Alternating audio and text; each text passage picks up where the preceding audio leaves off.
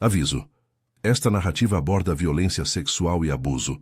Relato tratado com cuidado, sem cenas gráficas. As sinhás riam da escrava feia, até descobrirem que ela sabia demais. Recôncavo, 1877. O sol já punha a planície de cana em ouro fosco, quando a casa grande despertava para o dia. Panelas tinindo, faíscas no fogão, o som das botas dos homens sobre a terra batida. No pátio, as mulheres da casa ajeitavam as rendas e comentavam as novidades, sempre com aquele riso que enrolava a língua como quem limpa uma mancha. Do outro lado do muro, na sombra densa da senzala e da parte posterior da casa, um corpo havia sido designado para trabalhar até a exaustão e permanecer invisível para os olhos que importavam. O nome dela era Lindalva. Lindalva caminhava com o peso de tudo aquilo que não lhe era só. Havia no seu corpo as marcas do trabalho e do azar, cicatrizes que o calor das fogueiras acentuava, um pé remendado por quedas na ladeira de terra, as mãos deformadas dos anos de espremer roupa e palpar o algodão. Não era apenas a pele que contava histórias. Era a maneira como ela prendia o cabelo, o jeito de dobrar um pano com pressa, a calma de quem aprendeu a medir forças com o silêncio. Durante o dia, as sinhás, Dona Iá, Dona Genoveva e Dona Custódia, encontravam prazer em apontar. Chamavam-na de feia em sussurros que eram ouvidos por toda a cozinha e davam risadinhas curtas quando ela passava. Havia algo de ritual naquele desprezo, um gesto repetido que lembrava aos senhores e às senhoras a supremacia que mantinham. Lindalva sabia que o riso servia para algo além da humilhação. Protegia um sistema que precisava manter hierarquias sem contestação. Ainda assim, cada palavra rimada com escárnio era uma lâmina fina que cortava devagar. A casa grande tinha rotinas rígidas. Seus espaços eram pensados para separar vida de poder. A sala de visitas era o palco. A capela era o confessionário dos senhores. O quarto dos filhos era palco de heranças. No extremo mais humilde da cozinha havia um quartinho da despensa, um lugar pequeno, com prateleiras onde se guardavam as especiarias e as sobras. Era ali que Lindalva dormia, quando havia chance de um descanso. Um lugar que era pouco mais que uma fresta entre o mundo que ordenava e o que ela suportava. À noite, quando o último criado apagara a lamparina do corredor, o quartinho assumia outro papel. Limite entre o que era permitido dizer em voz alta e o que precisava ficar trancado. Os maridos das sinhás, Augusto Felisberto e Rodrigo Albuquerque, eram homens conhecidos na região. Eram chamados de senhor por fora e por dentro carregavam fissuras que tentavam esconder. Augusto, o mais velho, tinha a postura de quem administrava terras e contas. Felisberto, do meio, movia-se com um senso de infelicidade que preferia disfarçar com arrogância. Rodrigo, o caçula, tinha um rosto que alternava entre impaciência e súbita timidez. Ao meio-dia se apresentavam na mesa, com bocas que falavam de negócios, e trocavam piadas de gosto duvidoso sobre as mulheres da casa. À noite, sob o mesmo teto, suas vontades tomavam rotas que ninguém admitia. O que durante o dia era motivo de riso, transformava-se à noite numa economia de segredos. Era inevitável. O poder gera territórios onde o que é proibido encontra um canal de sustento. Para Lindalva, isso significava uma rota dupla. Ser tanto a lavadeira que alisava os lençóis, quanto a criatura procurada por mãos que exigiam sem pedir. Não havia palavra honrosa para o que acontecia nos corredores escuros. Havia coerção materializada em pequenos gestos, em ameaças veladas, na certeza de que um não teria a mesma força quando proferido por uma mulher sem meio legal de proteção. Apesar do medo, havia em Lindalva uma economia de observação. Ela ouvia, aprendera a reconhecer os passos, o cheiro de canela que vinha de um certo casaco, o silêncio que precedia o som do trovador que percorria a casa, os nomes que alguns senhores repetiam quando achavam que não havia testemunhas. Guardar esses sons foi para ela uma forma de preservar algo íntimo, a própria cabeça. Memória virou instrumento de resistência. Ao contrário do que as sinhás imaginavam, o riso não a anulava. O tornava atenta. Por parte da casa grande, a humilhação pública era um espetáculo barato e eficaz. Mostrar superioridade era apagar a humanidade de quem servia. No entanto, nos corredores mais vazios, a mesma aquelas mulheres que riam tinham suas fragilidades. Dona Iá sorria com os dentes expostos, mas havia noites em que passava a mão nos lençóis, sentindo-se insegura. Dona Genoveva mantinha uma serenidade cultivada, um olhar que evitava a profundidade dos problemas. Dona Custódia era prática demais. Corta a fofoca, esboça ordens, mantém a aparência de controle. A hipocrisia do riso era alimentada por uma necessidade comum: proteger a reputação da família, custe o que custar. Foi nessa costura entre dia e noite que a história começou a abordar seus pontos de tensão. As visitas noturnas, ao invés de serem um segredo perfeitamente encaixado, deixavam rastros. Alguma roupa mal posta, um sapato envernizado arrastado, o odor de aguardente nas aberturas do dia. No começo, eram detalhes que se dissolviam na rotina. Depois, porém, começaram a formar um padrão que chamava a atenção de quem habitava a casa com olhos diferentes. Benedita era uma das mulheres mais velhas da cozinha, mucama de anos, acostumada aos pequenos segredos que pulsavam naquele microcosmo. Ela não tinha emprego de polícia, mas observava com sensibilidade as repetições. Lindalva aparecia sempre com as mãos mais calejadas, com o olhar mais cansado, como se tivesse acordado mais cedo. Benedita tinha aprendido a ler o corpo das pessoas como quem lê uma plantação. E quando as plantas murchavam mais do que o normal, ela notava. O feitor, outro personagem da engrenagem, sabia que o silêncio podia ser compra. Não porque fosse um homem de grande maldade, mas porque sobrevivia numa hierarquia que o punia por ousar demais. Observava, anotava no canto da memória, mas também guardava para si o cálculo de risco. Havia um silêncio prático. Mexer demais significava perder posição. E no recôncavo, as posições eram tudo. Lindalva, porém, não pertencia a ninguém, além da própria história que construía para si. Nos pequenos intervalos entre as tarefas, ocupava-se com gestos que a mantinham viva. Amarrava o cabelo com calma, enrolava as meias com o cuidado de quem sabe que a sobrevivência às vezes é feita de sutilezas. Ao lavar roupas, as mãos contavam as memórias como se fossem peças. Lembrava das vozes, registrava os passos, memorizava os modos de cada um que chegava à cozinha. O jeito de sacudir o casaco, o som dos anéis, a entonação quando falavam de negócios. Tudo aquilo voltaria mais tarde, como munição interna para resistir. A primeira aproximação pública de Augusto, e é importante dizer que o termo aproximação é usado aqui para nomear uma invasão de espaço que não respeitava limites, ocorreu num entardecer de trabalho. Ele vira-se para a cozinha com ares de quem buscava algo trivial. Apontou para um canto e pediu que Lindalva trouxesse um pano. Ela foi, como sempre fazia. O resto aconteceu como se obedecer fosse a natureza das coisas. Não houve diálogo. Houve imposição disfarçada de ordem. O que resultou daquela noite foi um objeto simbólico. Uma moeda deixada sobre a tábua, uma nota de desdém que se queria aparente. Para quem olhava com olhos acostumados, aquilo era o costume. Para Lindalva, era a humilhação convertida em economia forçada. Depois de Augusto veio Felisberto, com outro ritmo, outra maneira de se achar dono do corpo e da vontade alheia. Felisberto, que na mesa tinha voz de comando, na noite chegava com pressa e culpa, misturadas num gesto que tentava ser furtivo. E então veio Rodrigo, cujas idas ao quartinho tinham um fio juvenil e desesperado, como se o medo da própria exposição o empurrasse a escolher a penumbra. Cada um dos irmãos deixou um traço. Olhares que não pediam permissão, palavras sussurradas à presença constante do dinheiro que pretendia comprar silêncio e obedecer. Importante sublinhar o que isso significava.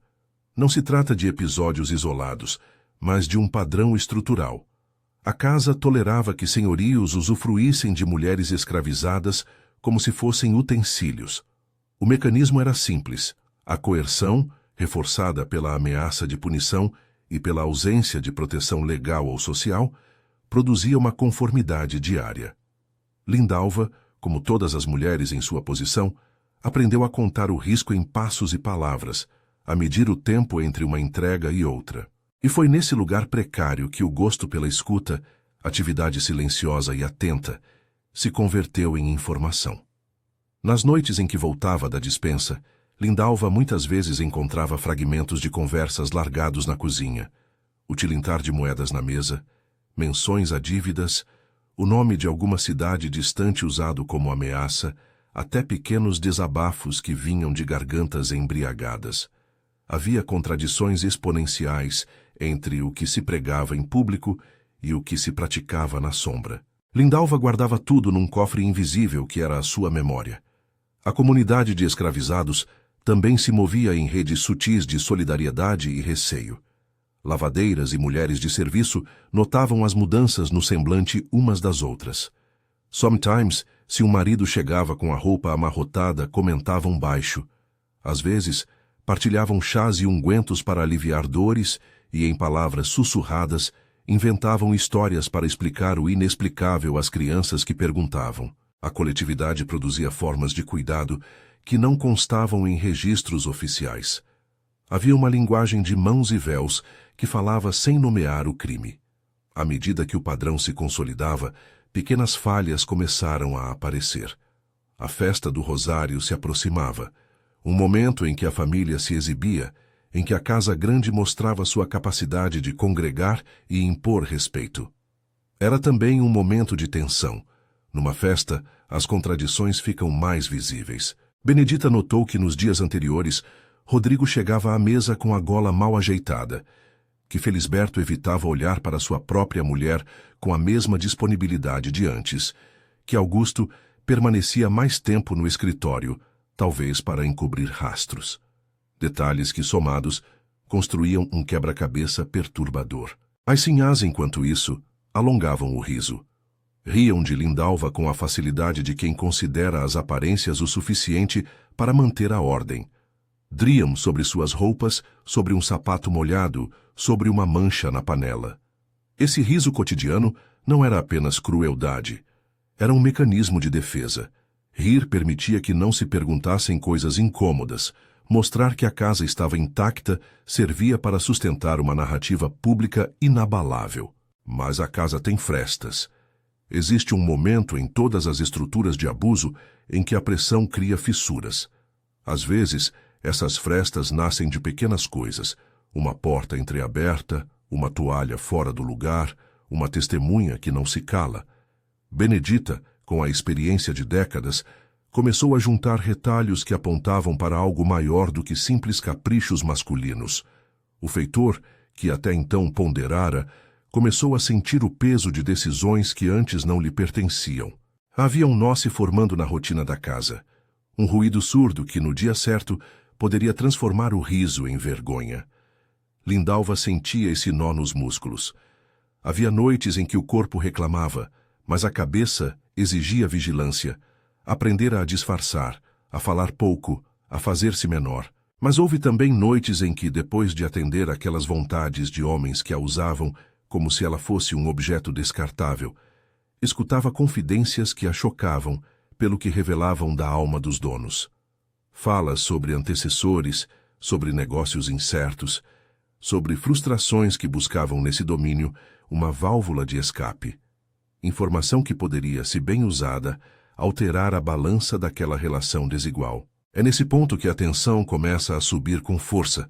Sinais mais claros surgem, e pessoas que antes fingiam não ver agora começam a trocar olhares. Benedita leva um comentário de mesa para outro, em seguida um rumor atravessa a cozinha. O feitor retira do silêncio uma pergunta contida. As sinhás, alheias a tudo, continuam seu jogo de risos e rendas, mas a costura que mantinha a aparência está prestes a se romper.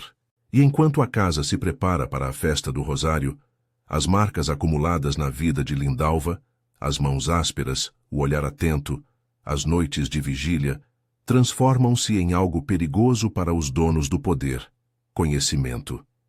O conhecimento que ela possui é composto de pequenas peças que, juntas, podem fazer o que o riso até então protegia: revelar. Se essa história toca você, deixe o like e acompanhe até o fim. Há memórias que não podem se perder. Nos dias que antecederam a festa, A rotina da casa parecia um relógio que se ajustava para o grande evento. Preparativos, roupas engomadas, convidados aguardados. A casa grande queria mostrar-se impecável diante da vizinhança. Ostentar bem-estar era, para aquelas pessoas, uma forma de reafirmar domínio, e por trás dessa exibição, os mesmos mecanismos que sustentavam a ordem operavam com maior intensidade. Servidão apressada, apaziguamento dos empregados, promessas murmuradas que nunca seriam cumpridas. Lindalva trabalhou mais do que de costume.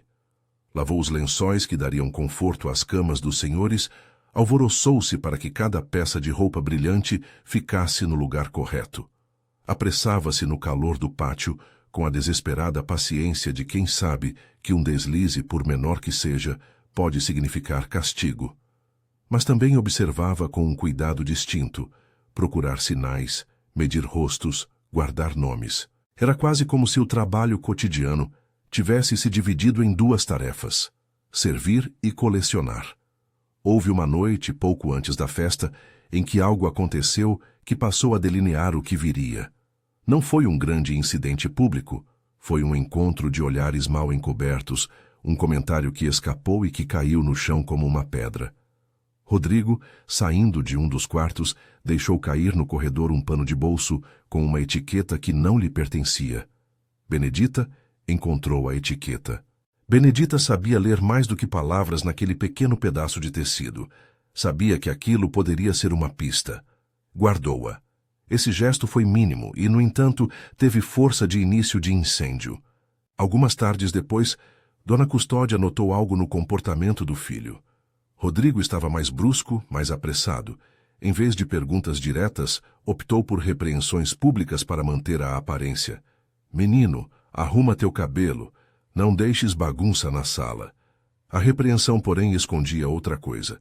A tentativa de tapar fissuras. Ao mesmo tempo, Dona Genoveva começou a ensaiar uma postura ainda mais polida, talvez alimentando uma esperança tênue de que, se tudo fosse mais limpo, nada incomodaria. Era comum que, nos bastidores, se usassem atos de limpeza moral como panos para enxugar problemas reais. O feitor sentia a temperatura subir. As visitas ao canavial passaram a ter um ar de inspeção, não apenas para verificar as plantas, mas para medir a estabilidade da casa. Ele apressou tarefas, fez rondas com menos conversa e observou com mais atenção. Seu trabalho tornou-se um exercício de precaução. Saber demais e não agir poderia custar caro. Agir demais poderia trazê-lo para a mira do senhorio. No limite entre a razão e o medo, ele optava por observação. Entre a senzala e a cozinha, as conversas ganharam um tom mais sério. As lavadeiras sussurravam possibilidades, ponderavam riscos. Se dissermos, o que vai acontecer?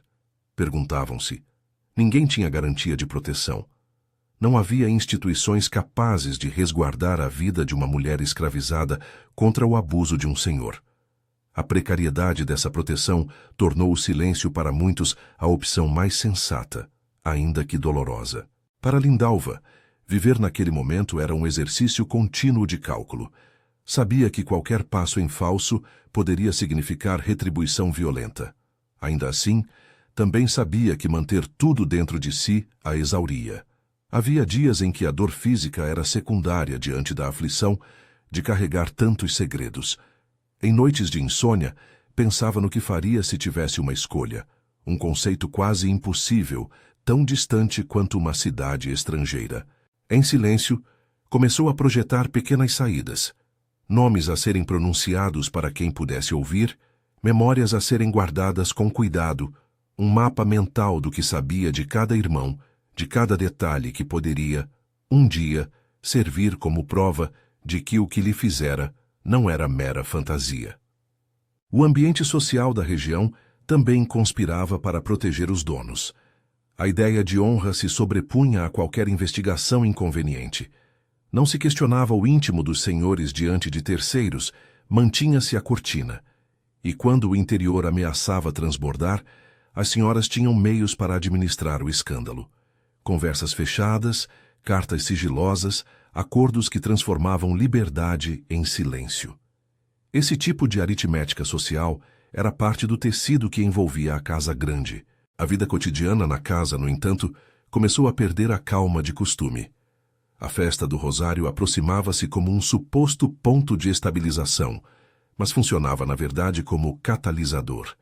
Convidados de outras propriedades passariam a olhar, a comentar, a notar.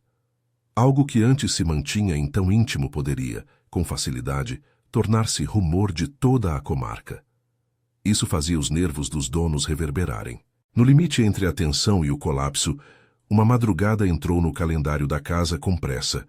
Ainda não era a explosão, mas havia movimento. Um criado notou uma conversa na sala que não deveria ter sido ouvida. Benedita olhou para Lindalva com algo diferente no semblante. Não era compaixão apenas, era leitura de estratégia.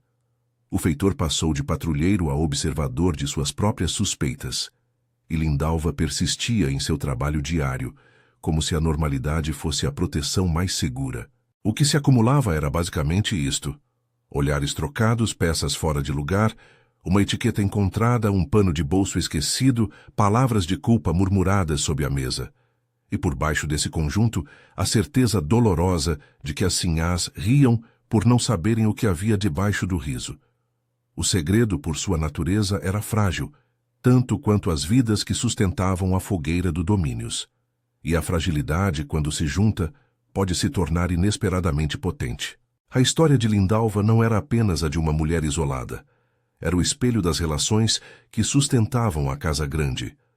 O sistema que permitia a humilhação tinha fissuras internas que se tornavam cada vez mais visíveis. Para aqueles que olhavam com cuidado, já não era possível ignorar. Algo que durante décadas fora empurrado para a sombra estava a ponto de germinar sob a luz da exposição. E quando a sombra começa a projetar contornos, os risos, por mais altos que sejam, já não bastam para encobrir o que ocorre. E quando a sombra começa a projetar contornos, os risos, por mais altos que sejam, já não bastam para encobrir o que ocorre. A madrugada em que tudo explodiu foi, como tantas madrugadas, uma noite quente com vento morno cortando entre as palhas. Mas havia no ar um ruído novo. Não o murmúrio dócil dos ventos, e sim o peso de olhares que acumulavam suspeitas. Rodrigo voltou de um dos quartos mais agitado do que de costume. Sua impaciência fez com que empurrasse uma cadeira na sala, e o barulho foi ouvido por quem não devia estar acordado. Um criado, passando próximo, deteve-se. Benedita, que preparava o fogo para o café, ouviu uma palavra, um nome sussurrado com costume e raiva, e o gesto do rosto de Dona Custódia, que do outro lado da porta tinha a fisionomia de alguém que finalmente perdera a paciência que fingia manter. O confronto que se seguiu não veio como um choque único, mas como uma série de pequenas rachaduras que, juntas, abriram-se ao ponto de expor o que havia sido guardado. Custódia, às 3 da manhã, pegou Rodrigo pelo braço no corredor. Não houve gritos histéricos em público. Houve uma acusação direta, quente e crua, pronunciada num tom que não costumava sair de sua boca. "Que é isso, menino?" perguntou ela. E a pergunta, feita no espaço entre as paredes, virou denúncia. Rodrigo gaguejou. Outros ouvidos acordaram. Os irmãos, acordados pela confusão, participaram de uma encenação de surpresa que mal disfarçava a rispidez. Augusto tentou manter a compostura administrativa. Felisberto, o meio-irmão, oscilou entre negar e alegar um mal-entendido. A casa inteira se transformou num tribunal improvisado. As sinhás, que até então riavam despreocupadas, precisaram confrontar algo que não cabia mais em sussurros. A indignação delas não foi direcionada aos maridos, pelo menos não de início. Foi direcionada à presença incômoda da vergonha. Como manter a reputação quando as ações privadas se tornavam ruído público? Custódia, com sua habilidade prática, entendeu rápido. Era preciso transformar o problema em documento, em formalidade que servisse para apagar qualquer traço de culpa. A solução que emergiu foi econômica e brutal na sua frieza. Transformar Lindalva em livre, antes que a vila inteira pudesse associar o nome da família ao escândalo. Foi assim que a carta de alforria apareceu. Não foi um gesto generoso nem um reconhecimento do crime. foi um remendo administrativo pensado para preservar a honra. A alforria, naquele contexto, serviu menos para dar autonomia do que para selar um silêncio. Lindalva recebeu, como sempre recebia, tudo o que vinha do plano dos donos, com cautela. O papel, com letra formal, dizia que ela não mais pertencia legalmente àquele lote de gente. Para as sinhás, era uma forma de devolver ao sistema a limpeza que julgavam perdida. Para os maridos, era um escudo contra futuros comentários. Para Lindalva, era uma porta que se abria para uma liberdade sem ícones. Como se imagina uma mulher que até então tinha aprendido a medir cada passo, reagiria a tal documento? Não com uma explosão dramática. Lindalva não era heroína de romance. Havia nela muita praticidade e pouquíssima fantasia. A carta de alforria chegou num saco de roupa dobrada, entregue numa manhã em que o pátio cheirava a sabão e a cana. Benedita, com mãos que sabiam ler mais que palavras, colocou o papel sobre a mesa e, num movimento que misturava proteção e tristeza, deixou que Lindalva o visse. A mulher que por tanto tempo fora chamada de feia, olhou para a letra formal e sentiu algo que não cabia em palavras fáceis. Alívio mesclado a desamparo. Aceitar a alforria não foi, para ela, uma vitória moral. Foi uma estratégia de sobrevivência. A liberdade formal não apagava as marcas no corpo e na alma. Não oferecia rede, recomendação, abrigo. Era um bilhete que a lançava no mundo com a obrigação de cuidar de si sem qualquer garantia. Ainda assim havia escolhas no gesto de aceitar.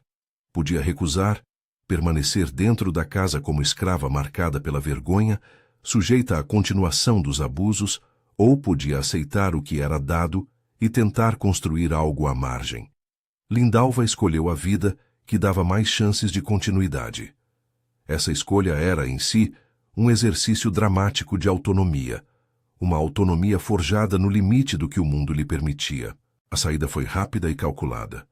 Numa manhã de sol, enquanto a casa grande se ocupava com os últimos testes de roupa para a festa, um carroceiro conhecido da região, homem liberto que já havia ajudado outros a encontrar trilhas de cidade, apareceu com um cavalo suado. Ele sabia o preço de carregar segredos e o custo de carregar corpos queimados pelo trabalho. Com o olhar revestido de cuidado, fez o que podia. Ofereceu a Lindalva um caminho até Salvador por um valor simbólico e pela promessa de não fazer perguntas. O gesto do carroceiro era, em si, um ato de solidariedade de classe, alguém que conhecia os limites de uma liberdade comprada. A partida foi silenciosa. Benedita, com as mãos calejadas, enfiou no pequeno saco de Lindalva um pedaço de pano, algumas moedas de pouca valia e um recado sussurrado. Vai com a cabeça erguida, guarda o que sabes. Havia também nas despedidas a vergonha daquelas que ficavam. As lavadeiras entreolharam-se, cada rosto carregando um nome não pronunciado. Lindalva atravessou o portão com o documento que a tornava formalmente livre e com o peso de toda uma vida na mochila. À volta, a casa retomou o ritmo do dia, com um burburinho entalado na garganta das sinhás e um cuidado novo entre os irmãos. Na cidade grande, Salvador, a rotina de Lindalva mudou de dimensão, não de dor. No recôncavo, ela tinha sido forçada ao silêncio e à obediência dentro de muros conhecidos. Na capital, o anonimato deu a ela outra forma de exposição. A cada dia, lavava roupas de famílias que jamais imaginariam a origem daquela mulher. Encontrou um palheiro de gente que chegava pela mesma razão, sobrevivência. O trabalho de lavar era duro, as costas doíam, o frio da água enregelava os dedos, mas havia também um tecido de solidariedade que nascia das conversas nas margens dos rios e nos quintais. As lavadeiras trocavam conselhos, receitas de remédios caseiros, nomes de donos confiáveis. Ensinavam umas às outras a ler os sinais de uma cidade que podia ser tanto abrigo quanto armadilha. Lindalva economizou. Aprendeu trilhas de lavadouros e horários de fregueses. Ouviu as notícias de navios e de pessoas que vinham e iam. Viveu 15 anos assim, segundo o que conta a memória local. Trabalhando, guardando lembranças, morrendo com dignidade mínima. Sobre suas últimas horas, os registros são escassos. indefinido quanto às datas precisas e circunstâncias exatas, mas guardou até o fim o hábito de dizer os nomes dos lugares e das pessoas como se eles fossem mapas que ela não queria ver apagados. Morreu sem cerimônia pública, sem lápide que aconselhasse o futuro a lembrar seu nome com respeito. A morte calmamente consumiu uma vida inteira que o sistema havia tentado obstruir. E os outros? Os irmãos acostumados ao jogo do prestígio enfrentaram oscilações. Não foram punidos pela lei. Naquela época, a lei raramente se voltava para punir os senhores em casos assim. Mas sofreram, cada qual à sua maneira, as consequências de terem seus segredos expostos. Augusto, o administrador, viu alguns negócios sofrerem por rumores. Felisberto, o do meio, envelheceu com uma inquietação que prometia se converter em doenças mais cedo. Rodrigo, o caçula, lidou com a vergonha de ter sido o centro do escândalo e com a frustração daquele poder que se revelou frágil. Nenhum deles, contudo, foi destituído dos recursos que garantiam conforto material. O sistema tinha formas de proteger os seus. As Sinhás, por sua vez, mantiveram publicamente a compostura, buscaram redes de proteção social e redobraram as estratégias de silêncio. As máscaras permaneceram, mas as frestas, internamente, tinham deixado marcas que a renda e o governo não cobriam completamente. A decisão das Sinhás de promover a alforria em troca do silêncio funcionou como um estoque moral para a família. Era a maneira de transformar um problema humano em um procedimento administrativo. Mas a alforria, que poderia, em teoria, ser um caminho para a autonomia, ficou estreita demais nesse caso. Foi usada como remendo, como peça de ocultação. A escolha delas revela muito sobre a lógica do poder. O castigo não precisava ser legal. Bastava que a comunidade aceitasse a nova versão dos fatos. O que se fazia ali então não era justiça. Era comércio de memória. Houve repercussões na vila, claro. A notícia correu em sussurros e depois em falas mais abertas, como uma brasa que não se apaga. Algumas vizinhas manifestaram indignação privada. Outras posicionaram-se de forma oportunista, escolhendo lados consoante conveniências. A Casa Grande sofreu mudanças de reputação. Alguns fecharam portas, outros passaram a manter distância. No fim, as relações sociais se rearranjaram de um modo que beneficiou quem tinha recursos para costurar novamente os retalhos de sua imagem. O preço dessa reparação, porém, foi a expulsão de Lindalva da narrativa pública. Ela, que havia sido escárnio diurno e objeto noturno, tornou-se uma página em branco diante das geleirosas memórias da comarca. Dentro da senzala e entre as pessoas de condição servil, contudo, a história correu como território de aprendizado. Contava-se que Lindalva ouvira e guardara, que sabia nomes, rotinas, dívidas, humores. A memória popular converteu-a em figura de resistência silenciosa, não pela vingança, mas pela persistência de manter lembranças onde poderia haver apagamento. Essa lembrança, passada boca a boca, manteve vivos os detalhes que os livros oficiais preferiam omitir. Com o tempo, a Casa Grande voltou a exibir-se com suas festas e recepções, mas havia em alguns olhares um recuo que lembrava que a reputação pode ser posta à prova. As Sinhás continuaram a policiar a aparência pública, mas passaram a ensaiar cautelas novas, conversas constantes entre elas para administrar o que poderia sair das paredes, acordos de não perguntar, uma rede de proteção social que funcionava como um tribunal de amigas. O poder delas não diminuiu, apenas tornou-se mais prudente. A história de Lindalva é por isso muito menos um caso isolado do que um exemplo do modo como a violência sexual era tecida como ferramenta de dominação na escravidão. Não foi apenas uma questão de indivíduos com fraquezas, foi uma forma de controle institucionalizada numa sociedade que tolerava a exploração absoluta do corpo negro, especialmente o feminino. A coerção encontrava na falta de proteção formal uma base sólida. E a memória dessa mulher mostra como, para permanecer vivo sob esse sistema, era preciso cultivar uma racionalidade dura, aprender a ouvir, a guardar e, quando preciso, a sair sem esperar aplausos. Ao narrar esses eventos, devemos lembrar das limitações das fontes e da tendência humana de transformar dor em manchete. Aqui não nos interessam sensações sensacionalistas, nem construir um final moral confortável.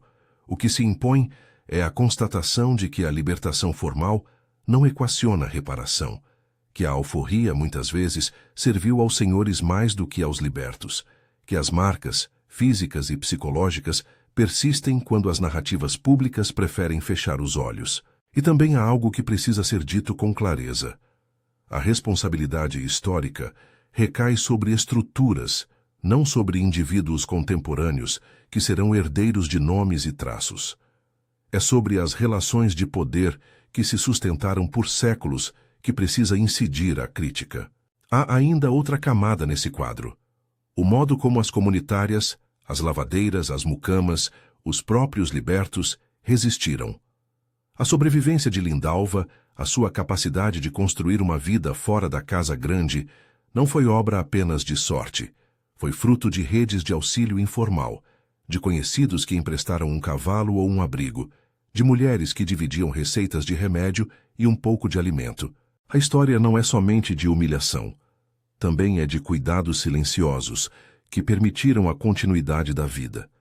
Essa solidariedade, ainda que limitada, foi aquilo que deu a Lindalva a possibilidade de atravessar uma existência que o poder queria enterrar. O legado dessa história toca o presente. Quando pensamos na violência sexual contra mulheres negras, na invisibilização de suas dores e na dificuldade de conseguir justiça, encontramos ecos do que ocorreu naquela casa no Recôncavo. A alforria usada como manobra administrativa tem paralelos em mecanismos contemporâneos que buscam enterrar escândalos com acordos ou com o deslocamento da vítima. A simples existência de memórias suprimidas contribuiu para a reprodução de uma sociabilidade que naturalizava a desigualdade. Reconhecer isso é um passo necessário para imaginar modos de reparação e lembrança que não passem pelo esquecimento da vítima. Como preservar a memória de Lindalva, então, sem transformá-la em espetáculo? Há gestos concretos: nomear, registrar, contar com respeito. Não se trata de transformar dor em algo instrutivo e frio, mas de reconhecer-lhe a humanidade. Lembrar de Lindalva é também lembrar das benedictas que lhe deram moedas e panos, dos carroceiros libertos que aceitaram o risco de levá-la, das lavadeiras que formaram com ela uma rede de sobrevivência. É lembrar que a resistência pode assumir formas frias e silenciosas, guardar nomes, contar passos, sair com uma carta na mão. Quando a Casa Grande quis enterrar o escândalo com a formalidade de uma alforria, buscou na prática reassumir o controle da narrativa. Mas as narrativas não desaparecem por decretos, circulam, e é nessa circulação que reside a possibilidade de justiça simbólica. Não estou falando de uma reparação legal anacrônica, nem de uma vingança. Falo de reconhecimento, de colocar nomes onde o sistema quis deixar espaços vazios. Ao terminar de ouvir esta história, resta perguntar: quem são os Lindalvas hoje, cujas vozes são silenciadas por conveniências? Como as sociedades continuam a facilitar que o poder transforme corpos e vidas em utensílios? E o que faremos para que a memória de quem sofreu não caia no esquecimento institucional? Não proponho respostas fáceis.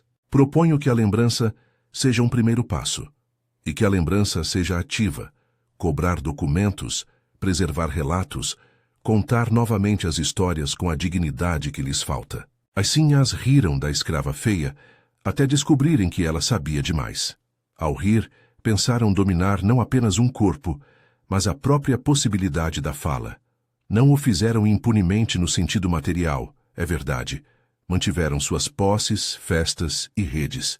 Mas a exposição mostrou que o riso era afinal frágil, e Lindalva, com sua memória e sua decisão de partir, tornou-se testemunha de que a sobrevivência pode ser uma forma de resistência, silenciosa, incômoda para quem se julga intocável e indispensável para quem, na história, precisa ser lembrado. Se algo dessa narrativa ficou com você, conserve-a. Comente, compartilhe, conte a alguém. A memória do que foi vivido não deve ficar restrita a paredes que chamam o tempo de sombra. Compartilhar É um gesto de reparação simbólica, e ao compartilhar, você ajuda a manter viva uma voz que o silêncio tentou apagar.